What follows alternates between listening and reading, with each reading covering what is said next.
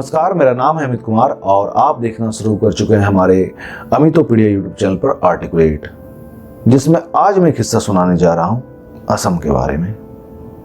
जी हां, मैं किस्सा सुनाने जा रहा हूं एक ऐसे युद्ध के बारे में जिसका प्रारंभ अंग्रेजों के खिलाफ तो कतई नहीं हुआ, लेकिन जिसका अंत अंग्रेजों के खिलाफ हुआ।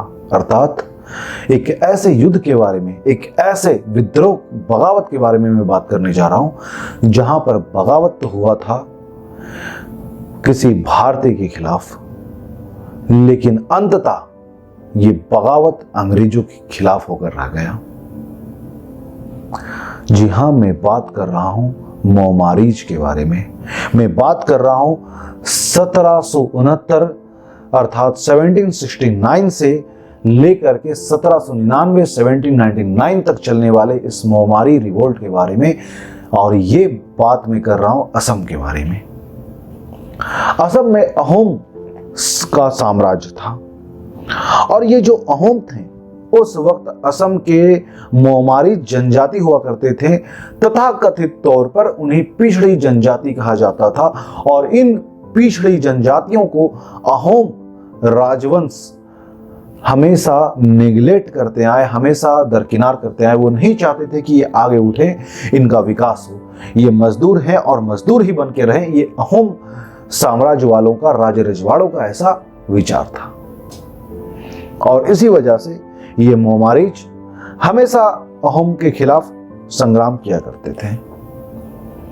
ये काफी लंबे समय से चल रहा था, निरंतर चलते आ रहा था। और यहां पर एक व्यक्ति का नाम मैं लेना चाहूंगा जिनका नाम है अनिरुद्ध देव। अनिरुद्ध देव वो व्यक्ति हैं जिन्होंने ये मोमारीच, जिन्हें तथाकथित तौर पर निम्न जाति कहा जाता है, उन मोमारीच को ट्रेन करना शुरू किया, ट्रेनिंग देना शुरू किया, उनमें एक सुव्यवस्थित विचार लाना शुरू किए, उन्हें यह समझाना शुरू किए कि तुम्हें किस बात की कमी है जो तुम्हें समाज में अहोम से निम्न आका जाता है।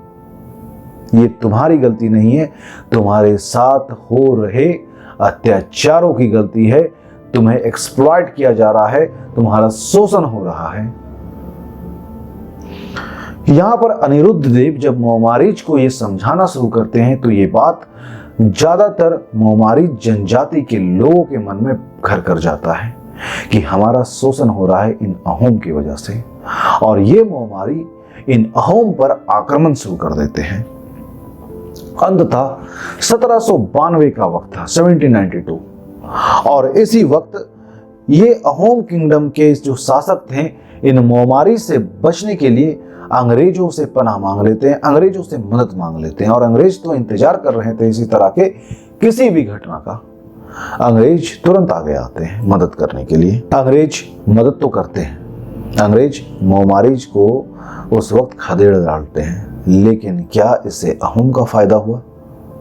जवाब है नहीं।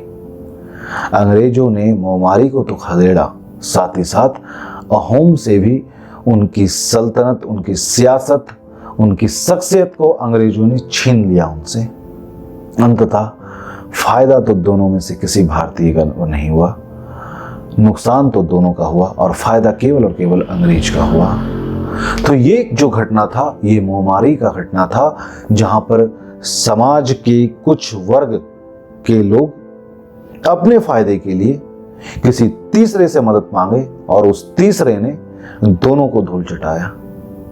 कुल मिलाकर के यहां पर एक बात साफ समझ में आता है कि कभी भी आपसी झगड़े को किसी गैर के सामने प्रकट नहीं करना चाहिए। अंततः अंजाम हमेशा भयावह होता है, जो कि यहां पर देखने को हमें मिलता है।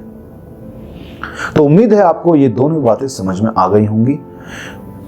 और इस तरह के और भी वीडियोज को देखने के लिए हमारे इस पूरी सीरीज को फॉलो कीजिए, हमारे इस वीडियो को लाइक करके, इस चैनल को सब्सक्राइब करके बेल आइकन जरूर से क्लिक कीजिएगा। और अभी तक के आपने बाकी वीडियोज को अगर नहीं देखा है तो आप प्लेलिस्ट में जाकर के इस वीडियोज को देख सकते हैं, जिसका प्लेलिस्ट आपको इस वीडियो के डिस्क्रिप्शन में भी मिल जाएगा।